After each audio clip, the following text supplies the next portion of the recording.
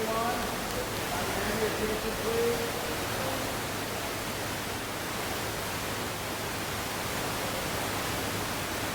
Welcome.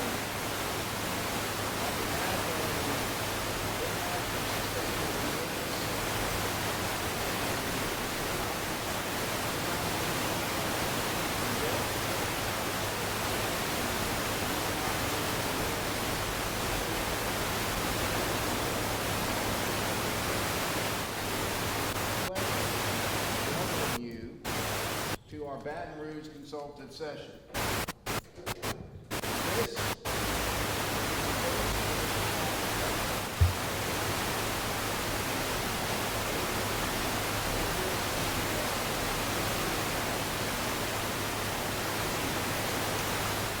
in the city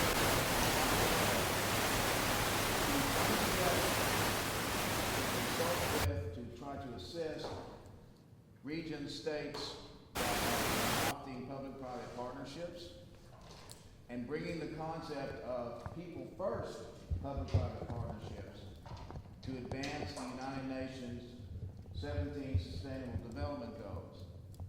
So the purpose of this meeting today is twofold.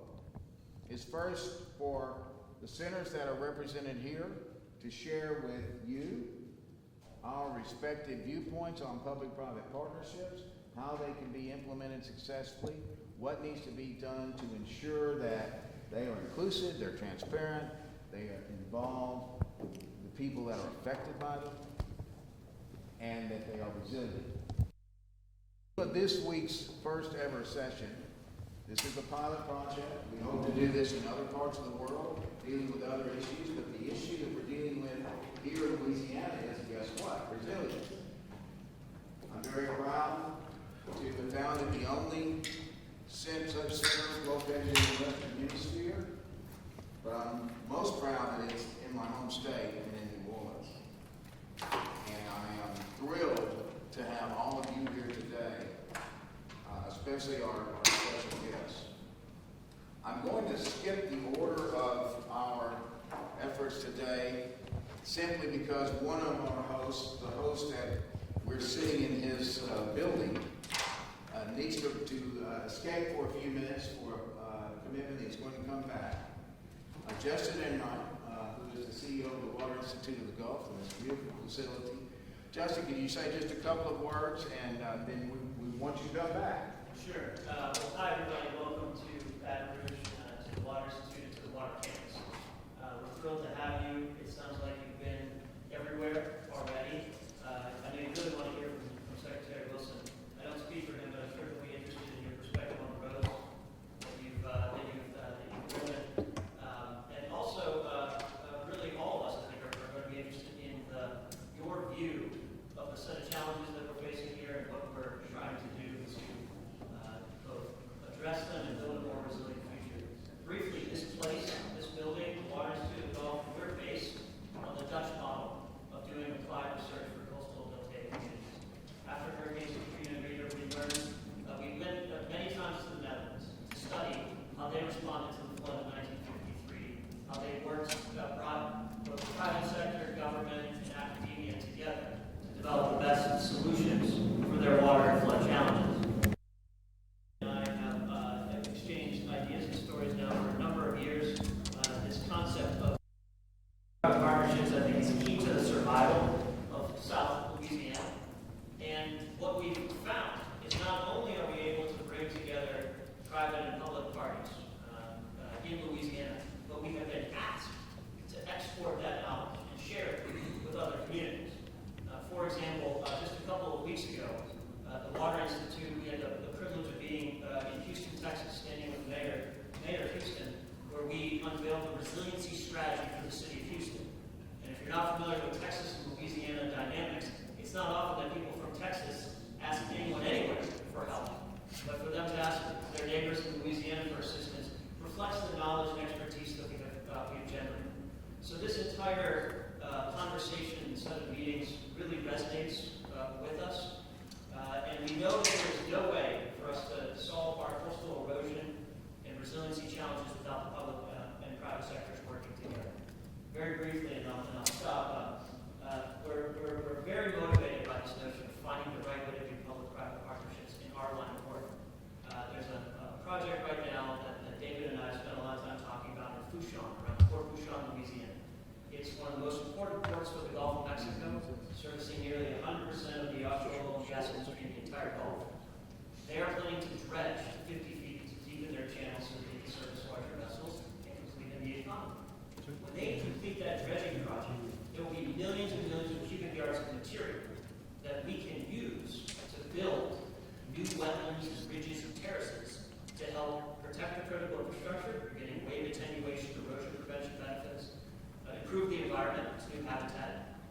community resiliency for people who live and work in that area.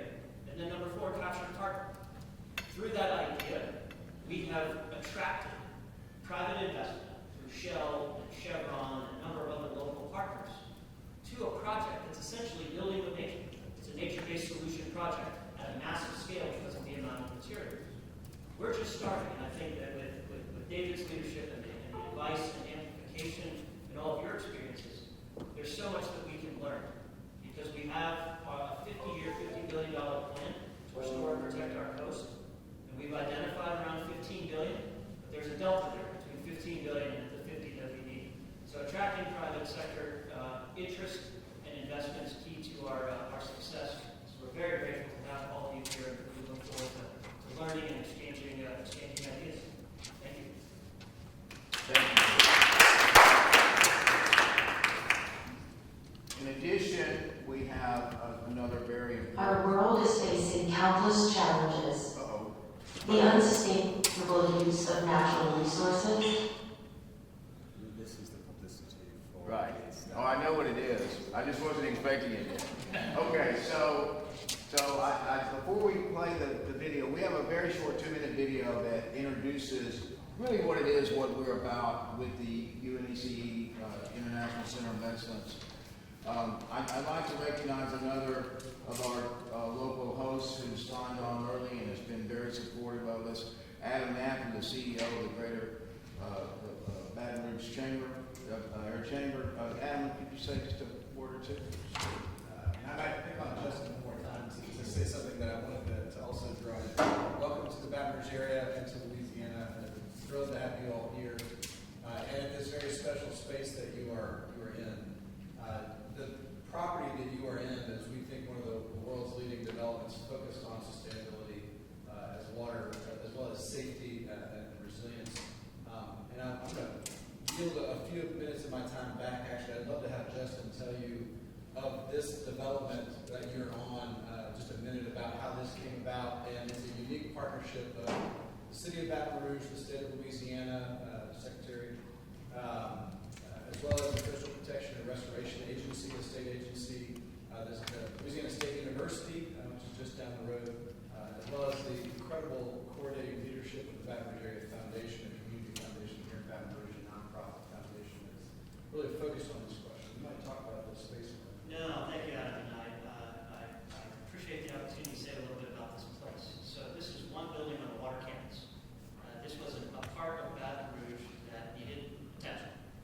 The Baton Rouge Area Foundation, which is probably one of, if not the most dynamic community foundations in the country, had the vision to look at this area and say, we've got this coastal and water set of challenges. You've got these resources coming from the federal government as a result of the Deepwater Horizon oil spill. We've got this massive set of needs. Let's hone in on and become a center of excellence international in dealing with water challenges and community resilience. And so this building and this campus really are a manifestation of that. And that is exactly right. It's the result of a true and very rich public-private partnership, including the public sector. Both the state flagship university as well as state government and East Baton Rouge Parish. And what it essentially represents, when you look that way and see this campus that's still very much under construction, you see the lead state agency, the Coastal Restoration and Protection Agency, on this set of issues. You see a river model center that I think you're going to visit. We're going to visit later today. I'll let that place speak for itself. It's remarkable. And then we're continuing to expand the campus with the construction you see across the street. And the idea, put simply, is that it's a water cooler for this work. You have government, you have academia, you have not-for-profit applied research, you have the private sector. All are integral to attacking the challenges that we face out there. And all are in the same place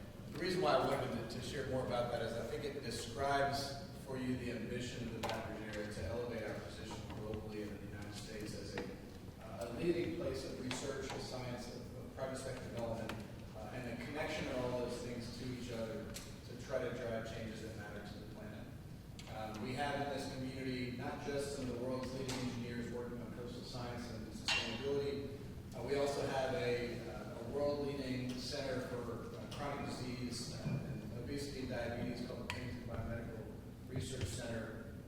Also a beautiful campus and world-leading space focused on one of the world's unfortunate challenges of obesity and its connection to chronic illness. So our message to you on those two points would simply be that as you have partners, research agencies and firms, private sector companies in this space, please do share back to them our interest to build our relationship to them if they're not in the U.S., to be a partner to help them enter the U.S.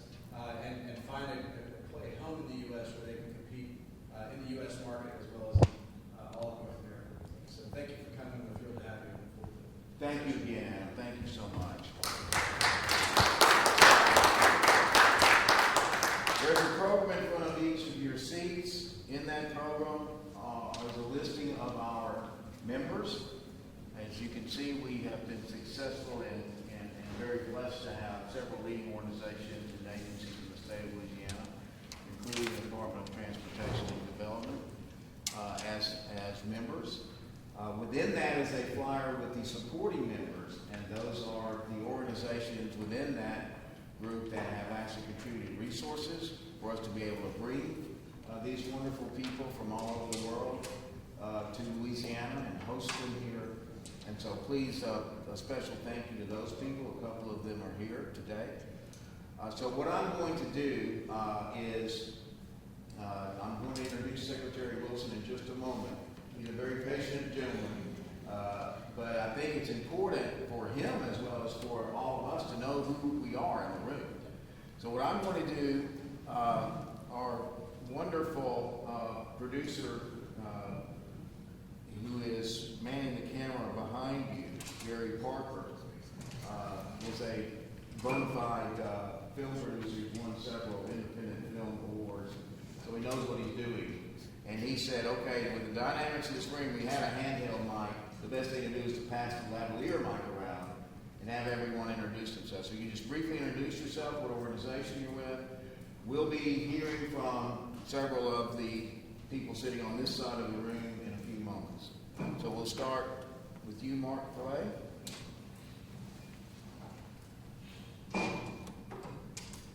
Good afternoon. I am French, so I'm very happy to meet here my remote cousins. I know that we had a long history together, and later I will maybe speak of a case of history where about 30 years ago, which was one of the first PPP projects. I am a lawyer, having been involved for over 35 years internationally on large infrastructure and mining projects, a lot in France, on highway, railways, ports, canal, power, and then also a lot in Africa for about 30 years. And as a result, I've been always very interested to share with the government, with the industry, how best to develop additional projects, additional to the one which are developed through PPP, when that has a chance to be feasible. And with the industry, with the legal world, we organize several conferences and exchanges, ending up with our relationship with UNICE, where we created, thanks to UNICE, International Center of Excellence on policies, laws, and institutions, i.e., all the core issues which are more or less the same to some extent for most projects around the world, irrespective of countries and sector. Just a brief introduction, please, because we do have time limitation. Yes, I'm Jeffrey Hamilton. I'm with the United Nations Economic Commission for Europe. I'm responsible for the PPP unit there. I have to just say one thing. That doesn't mean that America is somehow outside. In fact, no. The United States, for historical reasons, has been a member of the United Nations Economic Commission for Europe since the Marshall Plan, which was an instrument for bringing back the devastated economies of Europe. And in that context, we've been the only area during the Cold War where East and West was met. And now we're full square behind the Sustainable Development Goals 2015 agenda, which is driving us in public-private partnerships. And it's not just PPP, it's a people-first model of public-private partnerships, a wider social, environmental, and sustainable program of action. And what you're might be saying, since the flow is flowing, effective public-private partnerships that are successful and sustainable is exactly what I believe Louisiana is looking for. Good afternoon. My name is Jiang Yu. I'm an independent consultant located in Zurich, but my nationality is Chinese. So I'm so honored and pleased to join the UNEC delegation here for supporting ISRC to promote the resilience internationally for people first PPPs to achieve UN 2030 goals worldwide. Thank you. Good afternoon. My name is Satoshi Kato. I'm Japanese. The first time here, I'm very happy. I've been working in the field of the PPP for around 15 years, such as project finance, project development as well. And now I'm working in Geneva as a consultant at the UNEC with Jeffrey. Thank you very much for having us here. My name is Yunanda. I'm from Togo University, which is based in Tokyo, Japan. We have a master's degree program for public-private partnership, and we've been actually under the UNEC, we've been hosting International Center of Excellence on PPP local governments because we've been focusing on the local governments, how to implement actual projects as a tool to utilize. Thank you very much. I'm Ricardo Sanchez. I'm the head of the Portfolio Logistics section of the UN Commission for Latin America and Caribbean. We are working on this area of infrastructure and resilience, but for us it is very important to hear because your project of bridging the river and improving facilities here is really very important for us, and we are looking this project in a very special manner because we have similar situations in South America for developing in our ways, and this is it is life for us. Ricardo, how many nations do you represent? We represent 45 states in the whole Caribbean and Latin America, from Mexico to Argentina. Then we have 33 independent countries and several autonomous states in the Caribbean. Jeffrey? 56. 56 member states. We have 105 states, nations represented here today. Yeah. Yes. Good afternoon. My name is Diogo Oliveira. It is an honor and a huge pleasure for me to be here with you. Thank you very much for the invitation. I am the head of the International Specialist Center of Excellence on Water and Sanitation, on PPPs on water and sanitation. I am also the president for the National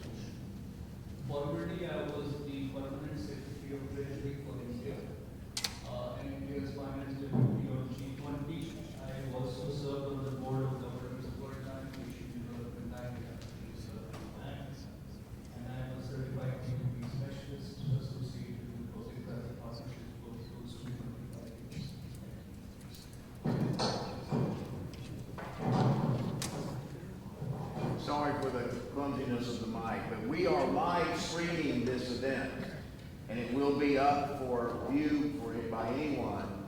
And the link is sustainableresilienceTV.com. So please share that with anyone that you would like to see it now or later. sustainableresilienceTV.com. And please speak up in the when you're speaking, because the acoustics here demand that. Thank you. Go ahead. Good afternoon. My name is Heidi Delphia. I am an international project manager for the state of Louisiana for their economic development group. Welcome to all of our visitors. I hope you're enjoying your stay here in Louisiana. Looking forward to hearing what each of you have to say.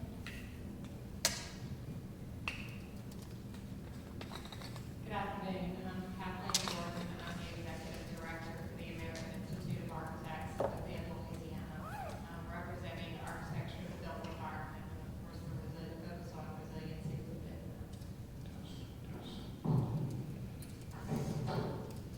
Hi, William Moran, Vice President of Response and Recovery with Plexos Group, former Colonel in Louisiana National Guard, retired from that, and former federal coordinating officer with FEMA, and also retired from that, and I'm the subject matter expert on all this good stuff, dealing with all these disasters. We're one of the sponsors in here today. Appreciate y'all getting us involved. Thank you.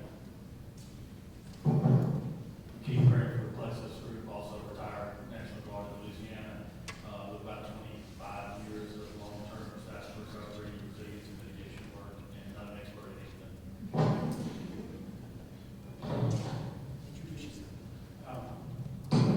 I'm Jason May. I'm the Chief Content Officer for the International Sustainable Resilience Center. I'm doing a lot of things right now, but I'm changing mics. And Center, I'm with the Louisiana Office of Community Development, the Louisiana Watershed Initiative. That's a new initiative. We're focused on resilience, trying to get communities around the state prepared for disasters, particularly flooding disasters. We work very closely with DOTD and CBRS Authority and Wildlife and Fisheries are 5 state agencies that make up. Secretary Wilson is on the Louisiana Watershed Council that we work with.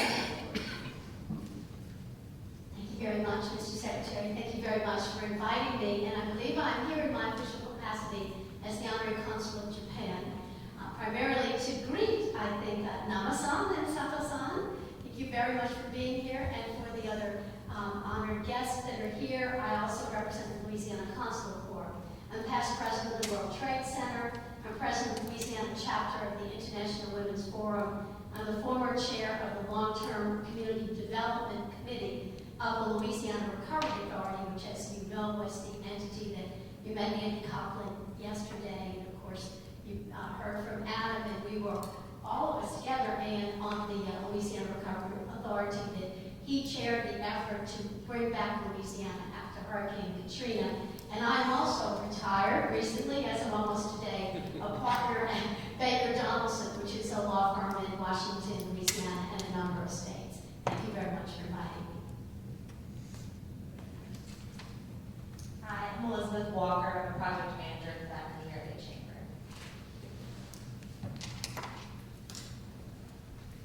John Morris, an attorney with Judge Walker Law Firm, focusing on public finance and Walker Economic Development.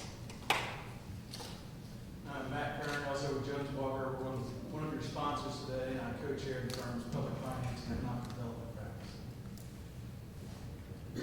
Jack Coben, I'm a geologist and engineer with International Geosciences firm for the last term.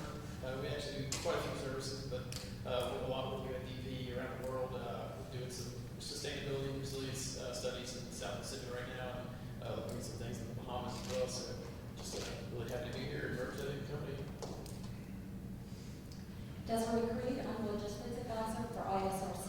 I'm also a woman in small business here in Louisiana, specializing in occupational health and disaster response. I am Candy Como. I'm with Green Development Solutions, Inc. We're a consulting firm that specializes in green, sustainable development and infrastructure solutions. sponsor. Thanks for letting us go.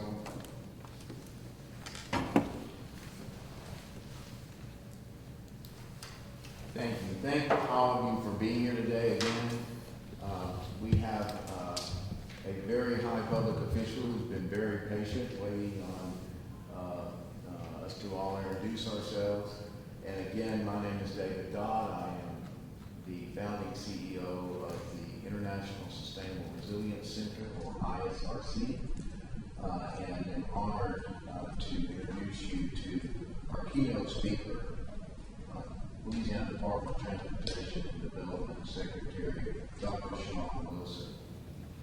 Dr. Wilson was appointed Secretary of the Louisiana Department of Transportation and Development by Governor John Bell Edwards on January 11, 2016, after more than 10 years of executive service at DOTB. Since his appointment, Dr. Wilson has been a tireless advocate for new revenue, maximizing federal dollars available to Louisiana, advancing a balanced and comprehensive transportation policy for Louisiana, and ensuring the department is more collaborative in its work at every level. Under his leadership, DOTD was successful in securing and obligating nearly $150 million in additional federal dollars for I-10 widening from New Orleans to before the Baton Rouge I-10 bottleneck, and we certainly all know that if we live here, what that's like. He's responsible for a number of other innovative and very, very important projects, and is leading the effort of the first state agency to engage in public-private partnerships since enabling legislation was passed. And my praise for Dr. Wilson includes a statement that he made after massive 2016 floods that we in Louisiana all remember, two different events that flooded 85% of the state. Dr. Wilson said, we have to do whatever it takes to keep transportation going, to keep commerce moving, and we were doing economic recovery at that time, and those words sparked an idea in my fevered brain that we need a public-private partnership dedicated to resilience in transportation and supply chains. That was the birth, thanks to Eric Colorado, who embraced the idea, and Skip Smart from Louisiana Economic Development, who embraced the idea, and Michael Olivier from the Committee of 100, and Adam was an early adopter. We have now a true public-private partnership that is dedicated to working meets every month, works consistently to advance resilience in Louisiana's transportation system. It's been cited as a national best practice, not because of my idea, but because of the work of all of you and Dr. Wilson's leadership. So it's my distinct pleasure and honor to introduce Dr. Sean Wilson.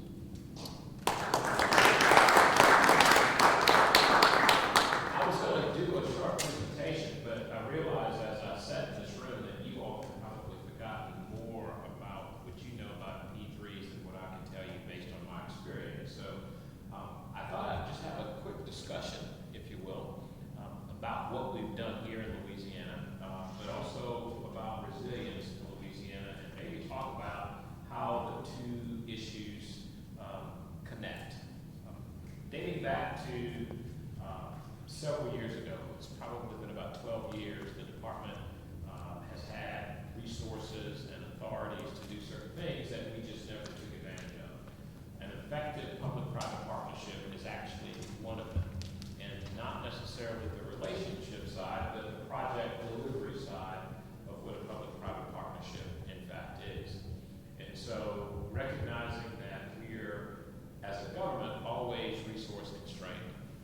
We're always limited in our capacity to do big things in short periods of time. It brought something to my attention, particularly in 2016 when we had the 500-year flood, followed by a 1,000-year flood a couple of months later. And I looked back and said, we've only spent on average about $8 million a year in statewide flood control, which is not a lot of money, and it's really designed to help local governments meet their needs. And so immediately I made an executive decision that we were going to increase that to about 20 million. We actually ended up getting probably $100 million worth of requests in the first year that we increased it to 20 million. And that was an amazing testament to the need of public-private partnerships and the opportunity for the private sector to come and invest in public infrastructure. So that's one experience we've had, is that we observed the need to be able to do something big. The state spends roughly about, on transportation infrastructure, I've got a budget of about $2.1 billion. The vast majority of that is spent on building roads and bridges and projects, and then maintaining and operating those. And as a daily routine function, we take the responsibility of making our system more resilient very, very seriously. So if you go to South Louisiana, to Port Fourchon, you will find a $350 million bridge that we have used innovative financing tools and tolls to pay for. But most importantly, close to 20% of the nation's oil is processed off the Gulf of Mexico and then processed into our system through the port that operates down there. And recognizing that we're just one small element of what comes and goes out of the pipelines and through the byways and highways of that footprint, and that's only half the project. We've got another $400 million project to build to be able to connect and continue that for a stretch of road of about 5 miles. Why is that important, you might say? Well, we've just done a cost-benefit analysis on that particular project for those last 5 miles, and it's a 4.83 cost-benefit of spending the $400 million on that project. It has an impact on our state GDP, and it has an impact on the national GDP. And the road that you have to travel, the only road that you have to travel to get down to the port, will be flooded on a north wind as a matter of routine practice because of the subsidence, because of some of the coastal issues that we face in Louisiana. And so it will disrupt services getting down to Port Fourchon. The basic suggestion is if the materials and the people can't make it to the port can't provide the support services for the offshore rigs can no longer provide the resources that they do, recycle the system, it comes through the pipeline and goes up, but you cut the spigot off at the rigs. And that's before you start taking into consideration hurricanes and things that are going to happen from a weather perspective in the Gulf of Mexico. So that's the second observation I think that is important, is that we've identified key footprints in our state that are routine risks that disrupts our quality of life and our quality of doing business in the state of Louisiana.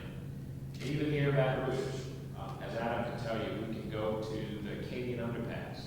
If we get a 3 or 4 inch rain, guess what? The underpass will be flooded, and it floods probably 5, 6, 7 times a year. It's putting businesses at risk. We've actually had people die in underpasses, not necessarily that one, but because of water. And it's not that the system isn't pumping. The issue is it's a 1960s era pump built for 1960 type weather, and it cannot keep up with the capacity. And if it did pump, and it does pump, it backflows because where it's pumping hasn't been maintained. And so thinking about the volume of work that we have before us in this state and in others, it's only important for us to say, let's take action and do something. And so that brings me to the third issue, is actually doing a public-private partnership that translates into a project. I mentioned that the state is always financially constrained, and we don't always have the resources to pay for the things that are important. And quite frankly, when it comes to some of these issues of resilience, it's things that citizens will take for granted. No one is going to say, this road is very important and it needs to be opened all the time. They're just not going to do it. They're going to be concerned about their homes, their property, their children, their businesses. From the public side, I want people to be advocates for levees. I want people to be advocates for elevating roads.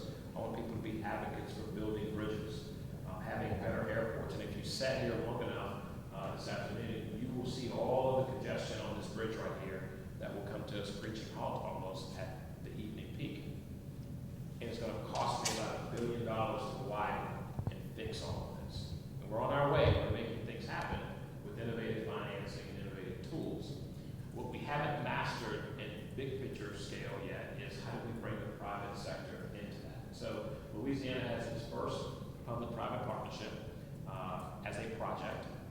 infrastructure that we have recently brought to financial close. And it's very interesting that this room is almost like the United Nations Council, because most of the money that you're going to see in the private sector is going to come from other countries. And so it really is taking a global effect on our system, which is a good thing. And we have to figure out how to make that work. And there's some hallmarks to making that work. And as this gentleman over here will tell you, when you've seen one P3 or public-private partnership, you've only seen one public-private partnership. There's not going to be consistency in P3s that you can replicate over and over again and say, this is how you do it.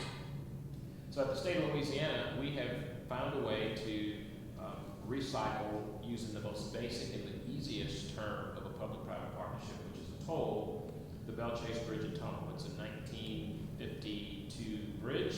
It's movable, constantly in need of repair, and a 1950s tunnel adjacent to it that leaks and was built without joints, and it's creating its own joints under pressure. And so we're going to toll that project, and we've actually found a way to bring other resources to the table. The most important keys I think that we've learned is that, one, you have to have the legal authority to do it. And for a lot of the resilience type public-private partnerships, there are entities that don't have the same infrastructure as DOTD. It might be an airport, it might be a port that's very small that could be recycled to create some type of economic value and investment. When you think about our public works drainage system, and you think about our water works systems, many of them are in smaller capacity municipalities, meaning their governmental entity operates and maintains it, but they're just barely keeping up. They're doing the nursing type work for it.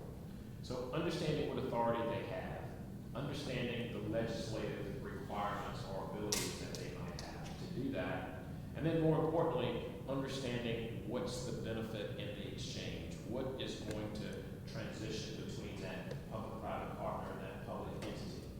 Because for us, we're giving away a public asset in a sense for 30 years. We will always own it, but they're going to operate for 30 years, and then they're going to give it back to me. And so as a good steward of the public's investment, I do need to do a couple of things. I need to make sure it's in a condition that's acceptable when I get it back. I don't want to get it back as just a 30-year-old bridge. So it takes work to build in hand-back provisions. It takes work to ensure that the construction and at various stages over the life of that concession, that the project is being treated appropriately, that we are prepared to deal with it, and that we're not treating it like every other governmental project, by the way. A big lesson that we've learned is, from the state's perspective, I can't treat this like any other design build project or any other bridge project, because on those, I'm 100% owner. In the public-private partnership, I'm just a small piece of it that P3 partner has brought a tremendous amount of equity to the table, and so I can't tell him how to spend his money or her money in a certain way. We have to do that together, and that takes some time and it takes some work. And then the last thing is understand that our public isn't always tolerant to that. They always aren't accepting to those sacrifices, because we are accustomed to government doing things for free. Government is going to do it when we pay our taxes. Government is going to provide these services no matter the cost, because I'm not in it for profit. I'm in it for performance. I'm in it for public safety. That public-private partner, he's in it for other ulterior motives other than those things, because I always say a P3 is a P3, it's not a P3. Money costs. And there's got to be an ROI in a P3 if you're using private investment, private equity. Shared ownership. You have to realize that there's some value to that shared ownership. And so understanding that the public isn't going to be jumping at the bit to do it, so you have to be prepared as a governmental entity to withstand incoming missiles when they come, and they will come.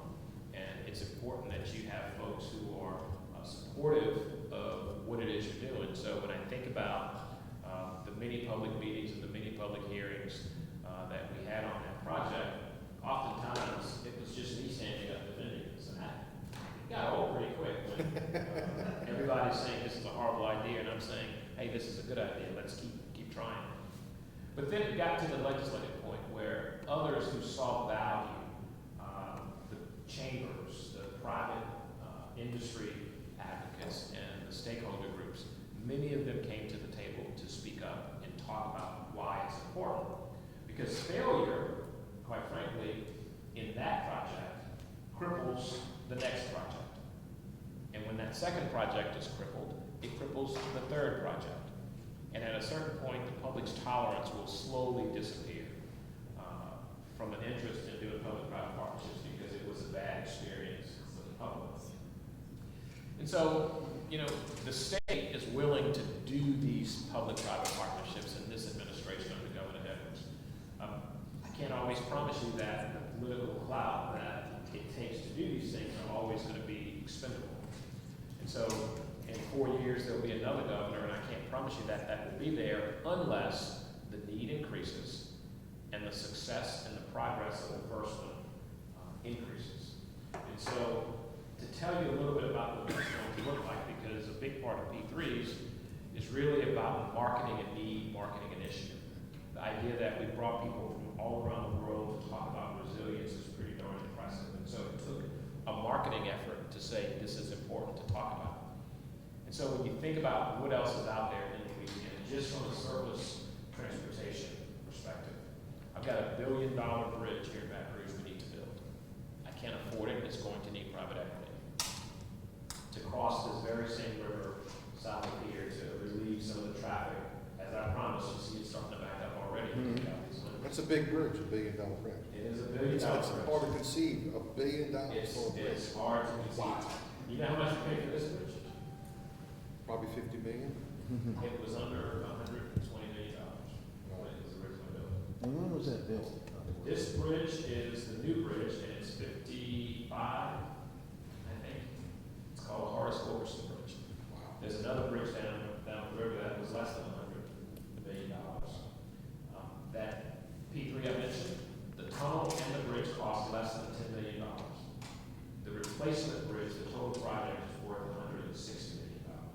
That's all in. So these things cost, but they're also going to produce profit and revenue that you can then put back into the infrastructure. You can put back into the system. And you've now created a sustainable revenue stream beyond just taxes to make it happen. It's a productive use of a use of fee. So you take this new bridge south of Baton Rouge that's going to connect from I-10 on this end to I-10 on the west side of the river. It offers tremendous opportunity for increased value in property and increased investment in additional property. And that's just one project. You got the one by Lake Charles too. That bridge That is was the another next big project. Yeah. And guess what? It's $1 billion. So I've got $2 billion there. Two ideal public-private partnership opportunities. Because there's risks in both of those bridges. The big risk is going to be time. It could be environmental. It could be, impacts to the region or the community. So there are risks that are going to be exchanged in that P3. There's some other smaller projects, whether it's the Port of New Orleans and efforts to try and do a new container terminal along the river, whether it's the one in Blackman Parish that wants to do another container port down there. Opportunities for non-traditional P3s in terms of what it is you're building, because it's not just going to be a tolling facility. Universities have really done a phenomenal job here in the state of coming up with public-private partnerships to recycle, if you will, the student housing aspect of what's happening on campuses. We've seen it in other industries, whether it's the medical facilities that we have that you can outsource our services. Before we did our first P3, we outsourced ferry operations in the city of New Orleans. And the secret to that was we had 1 million people a year that crossed the ferry. And because it was in the public space, this is a good example of the public sector engagement versus the private sector engagement. The legislature, who is my governing authority, said, I cannot buy new boats. The boats are older than me. They said, I cannot charge a fee for it, so it's provided a free service, and I can't run it when it makes sense to run it. So the last 3 hours of the day, I'm moving less than 100 people. I could put all 100 people in an Uber and bring them door to door for less than it costs to operate the ferry for an hour. And so I said, let me buy new boats, let me operate based on business principles when it's needed, let me charge a fare that's appropriate for it. They said, no, no, no. I privatized it.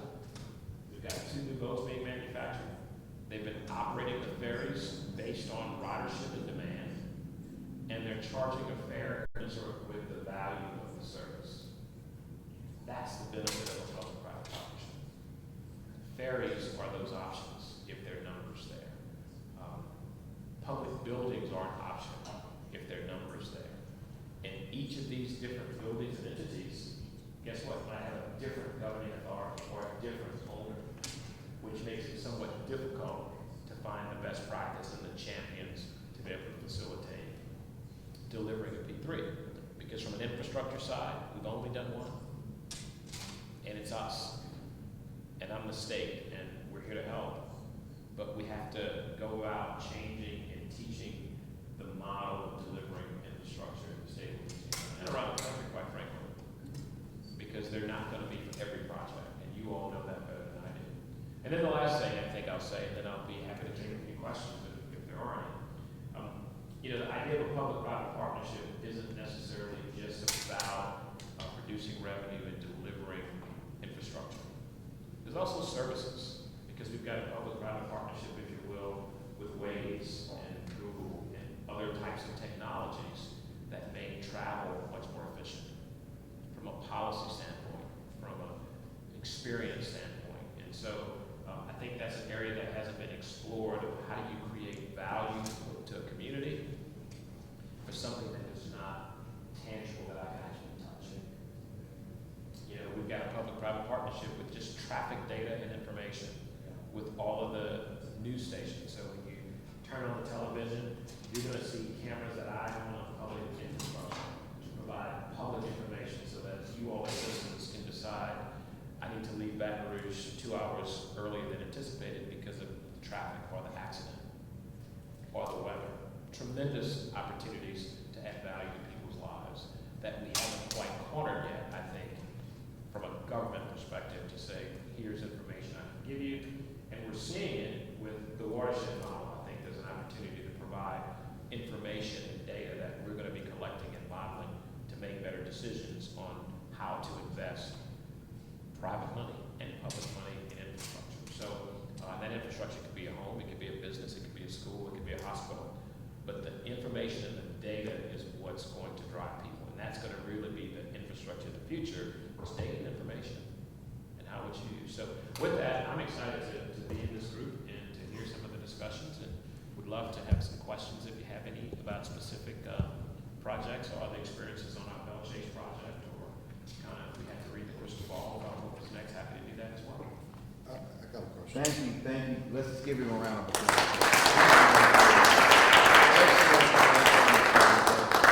Okay, questions, Ken? Obviously, every community as part of the state has different needs as far as opportunities for public-private partnerships. So, has there been a methodology set up yet to make it known what those opportunities might be and how private businesses or whatever could participate and help facilitate those needs? Very good. Is that part of what Mr. Dodd's doing with y'all, or? Well, not specifically around the project. So the process around projects, and every region has $1 billion project. Everybody says, let's go do a public-private partnership. The project, and I've never had a baby, but I've fathered kids, and I've been a part of that experience with my loved wife. You know when the baby's ready to get here. Simple as that. A public-private partnership project is the same thing. You don't want to go and try and bring forth a public-private partnership before it has matured and developed to the point of fitting that model of delivery. No pun intended. So what we would do, and what our practice has been, is that we issue a request for information where folks in the industry are invited to tell us what they think about a project, and we outline specifics about what project we're interested in. So the Bell Chase project, for example, started with a request for information or industry forum that we invite likely folks, and we advertise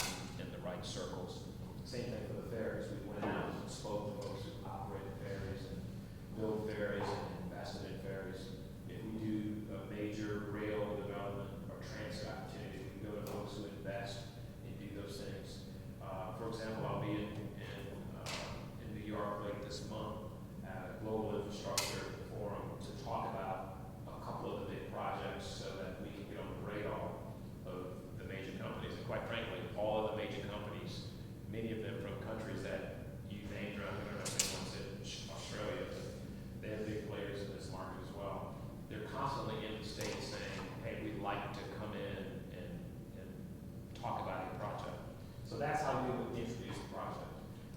And again, the project has to be at a point to be ready, because as a developer or investor, you're going to want some certainty around what is this going to cost? What are the risks I'm going to face?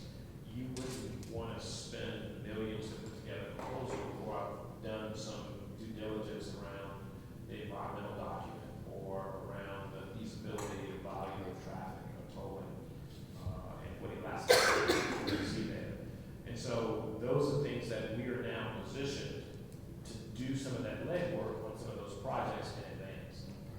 We recently procured 3 retainer contracts that are going to be designed to do a lot of the legwork to help develop and mature a project to the point that we have the most valuable information needed for P3. So when we did the Bell Chase study, for example, we did not have a toll rate study for traffic. Now, the companies are going to do one on their own and their due diligence, but we needed something to put it up against that we could make a better decision. We didn't have it for that. We ended up having to accelerate that and do that independently. We're going to do that for other projects. So whether it's this bridge or the Lake Charles Bridge, we're going to start the process to get elements of what's necessary for a successful procurement. And that's available to those folks who are in that procurement. So as we develop that information, every team that submitted RFIs got it. And then every team that successfully cleared the minimums for the RFQ, they get more information. And then we go into the proposal phase and you do that. And we also do several one-on-one engagements with the teams through the course of the procurement to make it work. Thank you, Dr. Wilson. Any other questions? Anything? Jeffrey? Sorry, I was actually getting filmed just so I didn't hear So you the come to beginning. Louisiana, you become a movie star. Well, that's right. And but this gentleman has impressed me already by his fluency and capacity and his measure of control, which is absolutely wonderful. I've been around many years now in the public-private business, sir. And what I've seen in Louisiana is a problem about resilience, and it's a real issue. We were absolutely staggered by the receding coastline that's dramatically disappearing in this region. I had no notion that it was such a dramatic problem. And building back it better is so important for Louisiana. And I liked very much your vision of bringing the communities in. We want public-private partnerships desperately. You have round the table international people of a huge expertise and knowledge. I got a little bit nervous about you going to a conference and presenting your projects to an international conference in New York. Bring them here. Bring them here. You are the boss, sir, and you should not be kowtowing to these big companies. You present them with the vision of what you want to happen and let them run after you. I find this, I know the international conference scene extremely well. Gosh, I live in international conferences at UN, for goodness sake. But you have to take the charge, and you are so able, and you do not want. And where I would come from your perspective, is the need for sustainable development, the need for inclusive, people-first projects, which are going to be a new Louisiana and a new future. You're not throwing money away. You've got hard taxpayers' money, and you want to leverage private money to make the best thing. And I would also use the UN. The UN has a terrific network of governments, governments like yourself, doing with lots of experience of projects. And maybe David could convene a meeting of bringing companies, but you take the charge, you take the leadership. Well, point well taken. And I will tell you, we are coupling this with a financial market visit with JP Morgan. But more That's the UN bank. That's the UN bank. So more importantly, we are in discussion of doing a summit in the summer of next year to bring that market here to New Orleans to be able to look at a number of issues. one of the things I think very similar to a project is there's some sensitivity and some tenderizing, if you will, that needs to happen around public officials. And we need to be aware and prepared of what we would want the public to engage in, because there's so many major issues, particularly when it comes to resilience. While we've got a tremendous amount of resources coming from the federal government on our watershed work as a result of the 2016 floods, we have to get a handle and be prepared before we invite folks to come and say, here we are. So I totally agree with you. And as part of our project process, we do bring folks in. And I think one of the, as a new player in that industry, at our first forum at Belle Chase, when we did a site visit or a location visit and invited folks in, the governor was a part of that very first meeting. Several of our participants, we had 26 initial applicants that came to the forum representing multiple countries, were just impressed and amazed that the governor even showed up to be engaged in that initial discussion.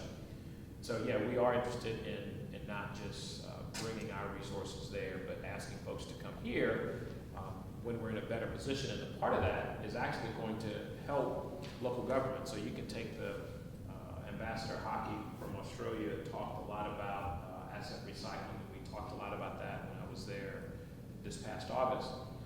Many of the assets that are ripe for recycling, the state doesn't own.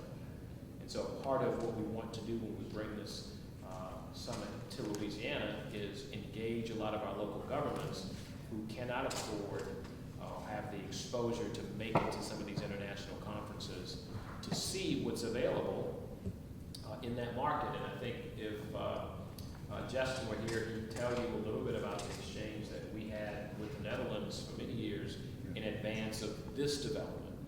And that resulted not saying, hey, come see what we do. It resulted as a result of folks going over there, understanding their expertise, and inviting them back. And that's the model that we're going to go. But I do appreciate that comment. No, just one, if you permit me.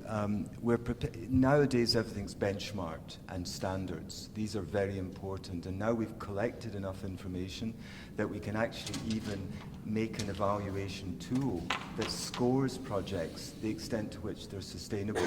And we've around 100 people all over the world working on sustainable development in infrastructure. And they will be able to, with a design program, be able to score your project, not for the world to know, but for you personally and your policy to see if you are really meeting the global standards in resilience and environmental sustainability, improving access and equity, stakeholder engagement, economic effectiveness, and replicability. We have 5 outcomes. Now, these are general standards, and they're being benchmarked with a scoring mechanism. So this is something that could be a tool that might interest you when you get to the designing stage of this wonderful bridge. Yeah, you mentioned things that the average citizen, elected official, and many of our professionals in our infrastructure delivery industry, they don't think about equity when they're building or designing projects as a normal matter of practice. We're trying to, at the department, address those issues. Right. They're not thinking about some of the principles of what you just laid out. They're looking at, I need to build a bridge. But that's a transition. It's a different way of thinking from how they were taught and what we've inherited to what we need to do to be more responsible to protect and manage it. So you said it, we're trying to get there. And it's not a criticism, it's just an observation. And talking to other secretaries of transportation around the country, it's the same thing. There's a very small group of people that are trying to change the nature of the conversation with the same deliverable, but a higher quality deliverable because it can do those things. We see that a little bit in some of our design, but not enough. I want to interject something here because it's very important. 2.5 years ago, Dr. Wilson happened to be on a panel discussion in Lafayette that was facilitated by a group that I'll mention again in a moment. And it just so happened that I I had a prior commitment. So David Baxter, the Senior Vice President of the International Sustainable Resilience Center, came in to represent the center. And David introduced the concept. I think that Dr. Wilson was already familiar with, at least even inherently, of future-proofing through resilience. And something that certainly Dr. Wilson and we know very well here in Louisiana. And David was very impressed at Dr. Wilson's interest in this. So he knew about us before most, with the exception of Louisiana Economic Development, most state agencies did. And so we've come full circle now, and it's great to have you here. Well, and the other thing I'd say is we're introducing those concepts even earlier than the design, but in the planning stage of what we're doing. And so as we look at building a capacity program to add new capacity to our system, we're thinking and looking at what is the impact of what we're doing, and is it really the right location? NEPA was really designed to try and help us do that, but that was more from a do no harm approach as opposed to be much smarter approach in terms of what we're doing, whether it's soil conditions or it's embankment or whatever the issue might be with the infrastructure.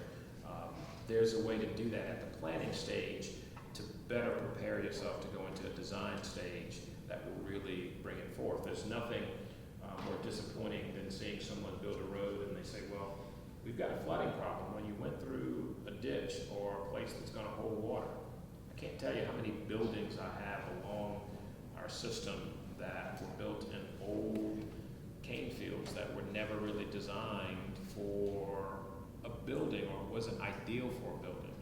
Had they thought about that before they built it and then paved everything, then maybe we would be in a different position in terms of what your experience is in that building. Better planning. Any other? So a couple of quick announcements that Dr. Wilson's remarks spurred, but one that having run meetings for 30 years, I know is important. As you saw, we have snacks outside. We're going to take a break in a few moments. But there's always a good thing when you are running a meeting to have something to keep people here so that they don't leave during the break. Well, we have something to keep you here. We have a full reception plan at the end of this meeting across the street at the LSU Water Research Center. Any of you that have been here, I'm sure most locals have, it's an incredible facility. And we have really a meal for you, a standing meal for the reception. So that hopefully will keep you guys here. The second thing is, Dr. Wilson mentioned the watershed initiative. It's been awarded by the Federal Emergency Management Agency as a best practice.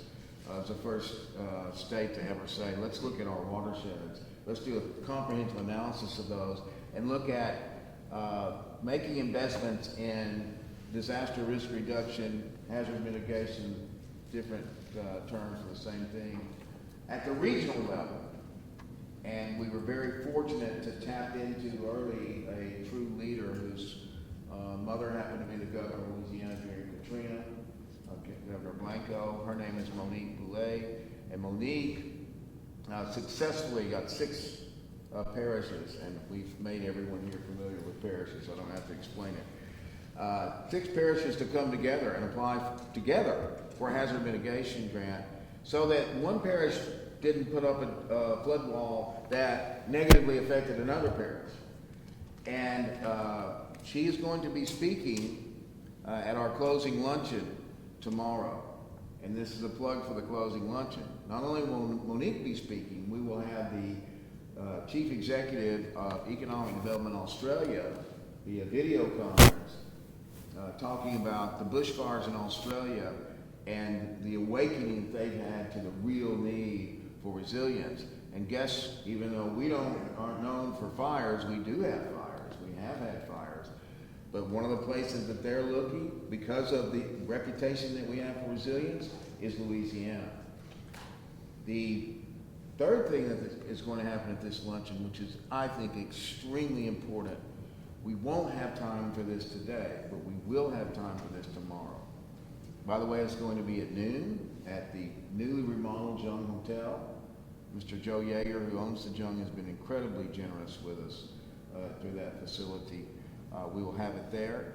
And our own Mark Flay is going to do a presentation on the principles of People First Public-Private Partnership, on how that translates into policy and law, and how it can really further the United Nations Sustainable Development Goals, but do it in a way that is positive and productive for Louisiana. So you couple Louisiana's reputation for resilience, that was the heart and soul of the efforts that we've put into putting this center together, affiliated with the United Nations. We now have a platform that we can bring the United Nations, and they're coming back. We're bringing them back. This is the beginning, not the end. And I want to recognize my friend Ann Geisinger with Louisiana Department of Community Development that administers funds on behalf of the federal government for recovery, and their vision to do this watershed initiative. So please come tomorrow. It's very important. I want the way the rest of this program is going to work, and we didn't have a formal program. I'm sure you realize that when you look at the agenda. There isn't really an agenda for these 3.5 to 4 hours, and that's because an agenda is the worst way, the best way to kill creativity and innovation in a meeting, and that's what we wanted to get out of this. So we wanted it to be flexible. So we have represented, again, because of the coronavirus, 2 of our centers could not come. A third was unable for other reasons,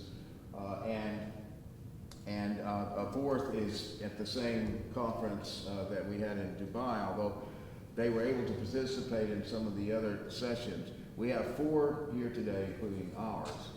Not mine, it's our. This center belongs to the state of Louisiana. It's a nonprofit. No one owns it. The state owns it. And it's a gift to the state. To talk about what our specific centers do and how that relates to resilience. So what the agenda from here will be is the first 2 centers will present, we'll have a break, we'll come back. The second 2 centers will present, mine will be brief. I want to present to each of your organizations at some point, so I'm going to keep mine brief on purpose. And then the most important part of this is what happens after that. In the final hour or so, the discussion that we hope to enter into. We had a section in Houma Thibodeau. Mark Fillet was in heaven. And we spent 45 minutes to an hour, and that was the most productive 45 minutes, I think you will all agree, that we spent since we've been here. We want the same thing here. And it's much more important here because we have representatives of several agencies, and the Secretary of Transportation, for goodness sake, and we have the Regional Economic Development Organization. We have a unique, incredible institute that Justin and I have already spoken about the partnership we want to develop. And this is what this session is about. And again, we are setting the standard for the rest of the world. If this session produces what we hope it produces, which is the beginning of relationships with actions that will occur, then we can take this in any other issue. And I always pick on Diogo, my dear friend, but we may go to Sudan and talk about water. And in which case, the ISRC would talk about how water and water systems and resilience regarding water. And Yonamba, my dear friend, would talk about local governance when it comes to water. Mark would talk about policy and laws. So again, I don't want to beat this into the ground, but it is very important that you all know this is the first time this has ever been done. And if we have our way, this is going to set the standard for the rest of the world, placing Louisiana in a position that it should be. And Adam, I said this to you before. When it comes to resilience, it's a hockey stick. I mean, even to know development and entrepreneurship, you know what a hockey stick is. It's growing at 23.4% compounded annual growth rate. It will be a $429 billion industry by 2025. We wish it wasn't, but we all know, I don't care about what you believe causes it, the climate's changing. There's never been 2 500-year floods within 3 months ever, inland, without even a weather system off the Gulf of Mexico causing it. These things are going to continue to happen, and we have to be prepared. And the opportunity for us is to lead that and lead the world and benefit through that industry coming here. And that's what this little center hopes to do, is to be a convener of that. So I'm going to now, I've always, through our sessions, I've said that the most fair way is to go in geographical order by the centers, going east of here. And Portugal is the first country you run into. And Diogo has a fabulous presentation, getting into some of the mechanics of how PPPs really work in the real world. Then right after Diogo, we're going to have Mark Fillet, who's going to talk about how that process, how policy and law relates to that process. And once you hear him, I think you'll definitely want to come here more tomorrow.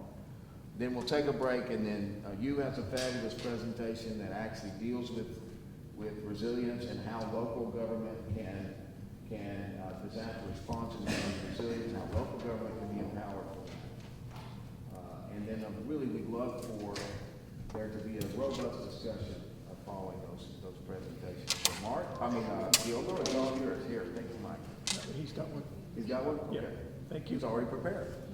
This By the way, this gentleman back here, Gary Parker, I've already introduced. There's a guy sitting at the end of the table over there, quietly.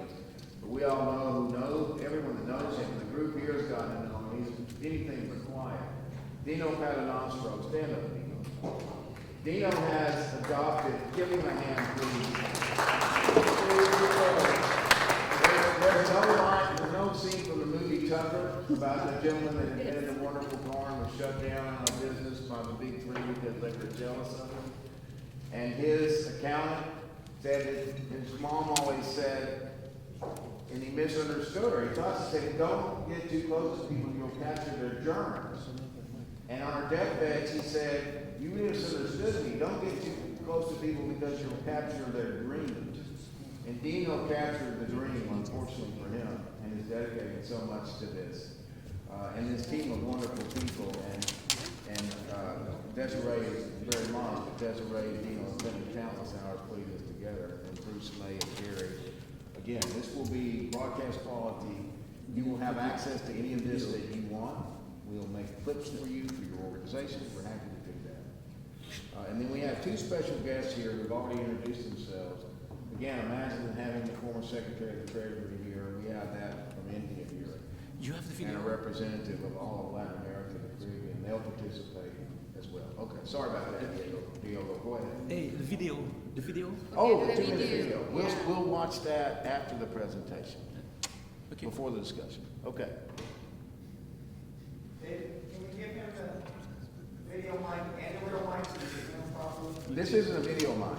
I mean, this is a real mic and a video I'm not mic. saying he needs both so everybody can hear him speak. He needs two. Can you hear me? He needs one for the camera and for the audience. Can't you all hear me? I think so. I think his is on too, Dino. I think it's the same thing. So that mic is Hello? going into No. here, so you can't hear it. We can hear Diogo, but some others might be quieter. We'll make it. I'll talk loud, okay? I think everyone can hear me, no? We'll let you use this. Okay, another mic. So I'll have two mics.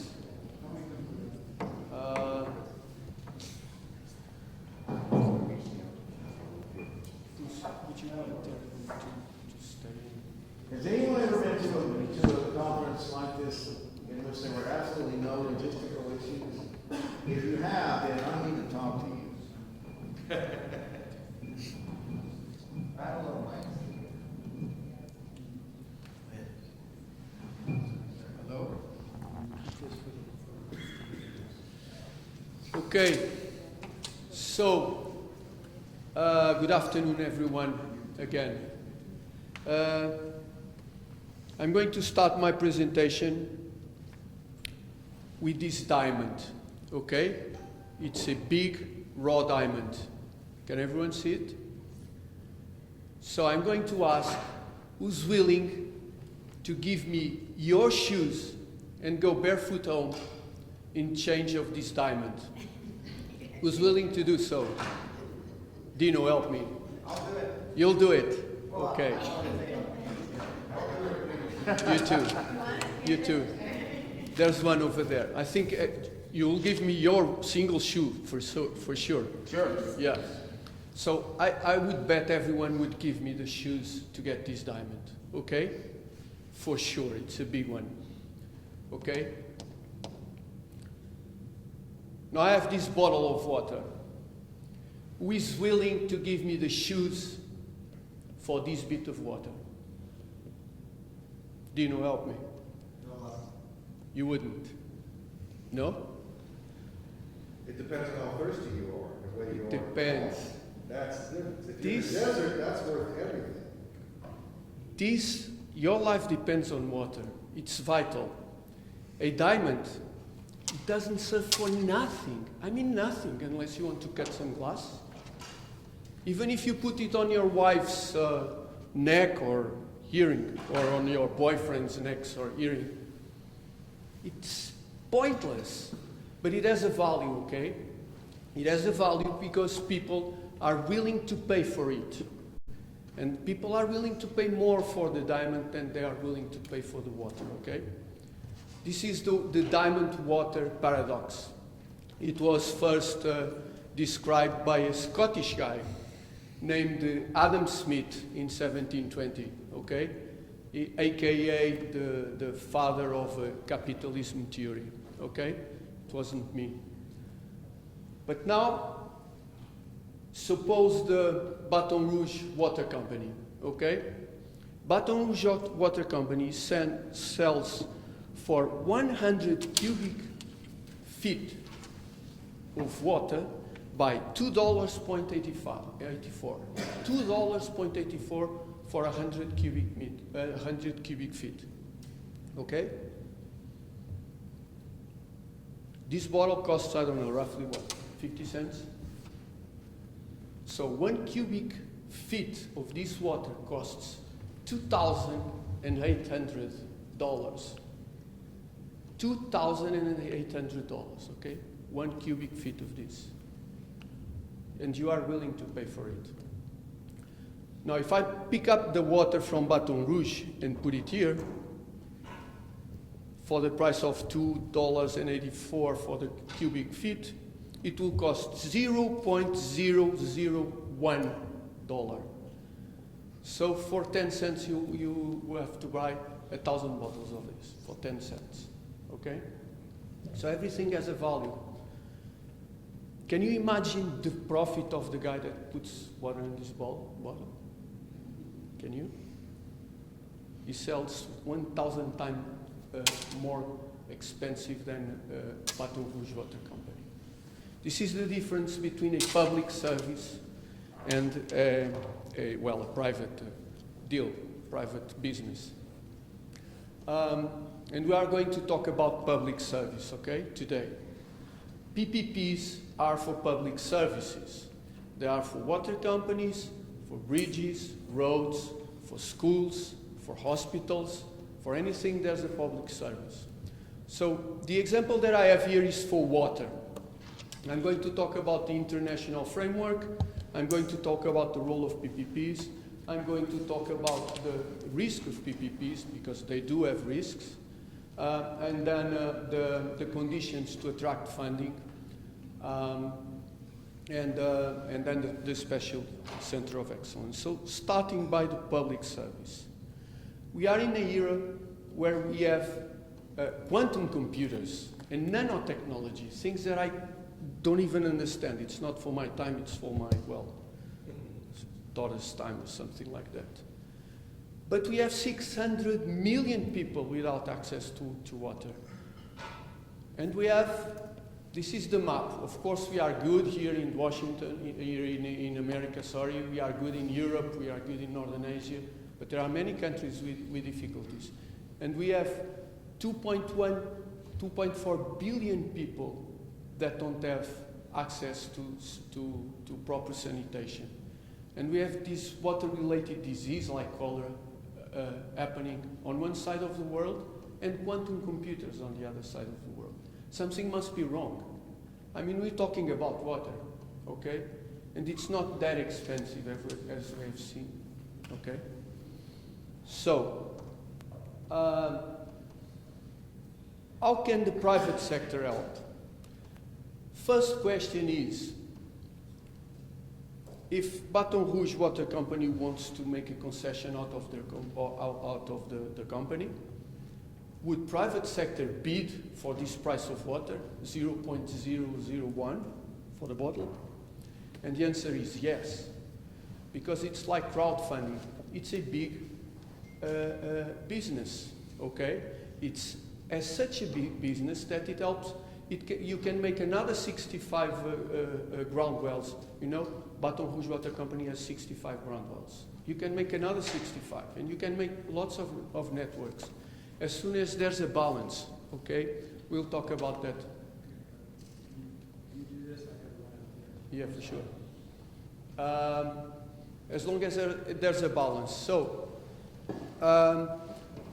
what we need is to understand tariffs, is to understand loans, is to understand grants, it's to understand subsidies, and it's to understand that PPPs do have a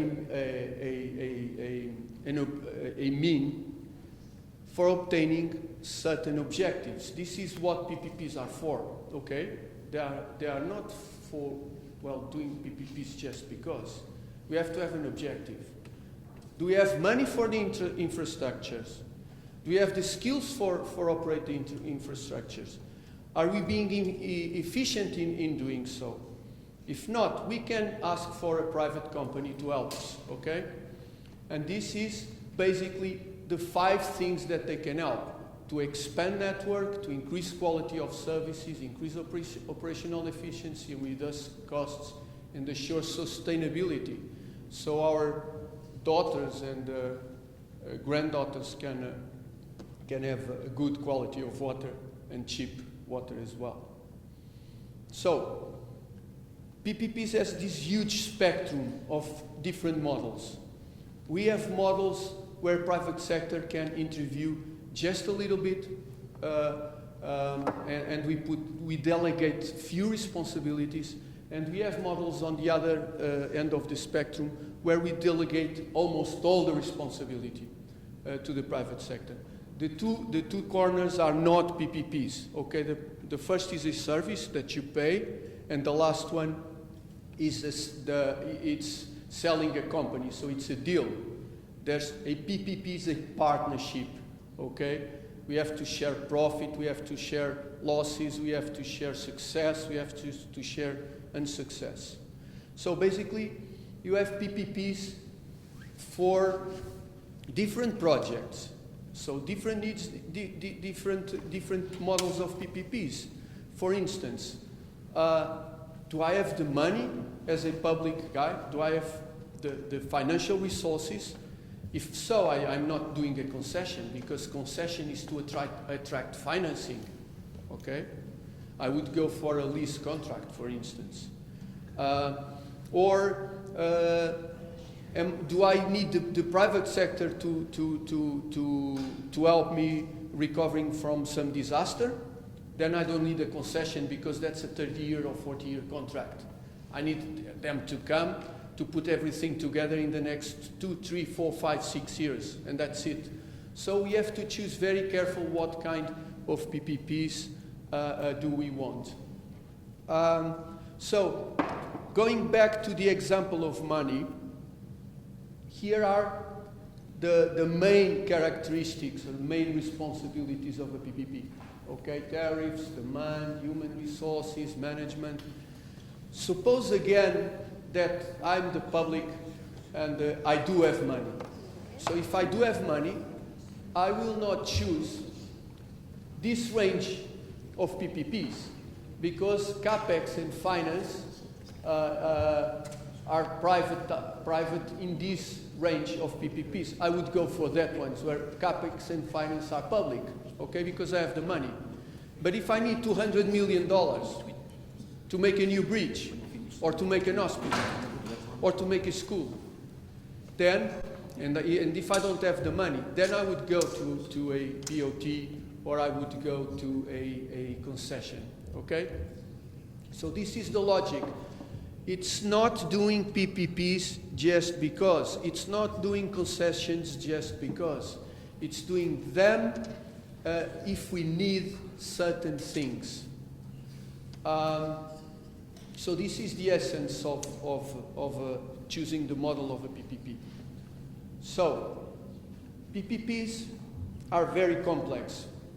The private operators that bid for PPPs, they are very experienced. They know all about it. And the public side, they don't know all about it, okay? So there's a leverage and a huge advantage on the private side. It's a complex project. We should only use it if we really need it. And we have to understand that there's risks involved.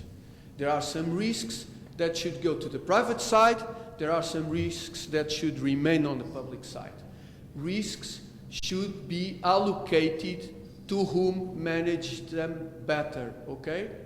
So the private side knows all about forecasts, they know all about construction, they know all about back-to-back contracts, they know how to negotiate with banks. These kind of risks should go to the private side. But there are other risks that should stay on the public side.